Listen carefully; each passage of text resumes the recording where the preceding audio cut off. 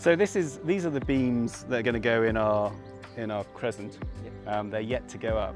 And I think the thing about it is it gives you an opportunity just to see the detail in just one connection joint. We saw this being cut at Whitney, and then you can see the machining that's gone in on this, drawn by us, sized by the engineer.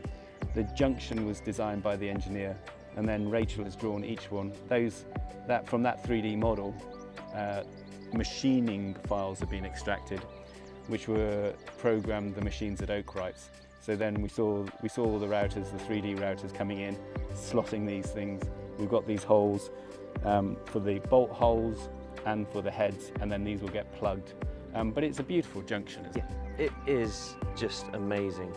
There's a Native American saying, which is eat every part of the buffalo, or use every part of the buffalo. And I think that's what we've tried to do here is, we take our oaks, they were cut down for these timbers, the posts and the beams, but particularly the beam sizes.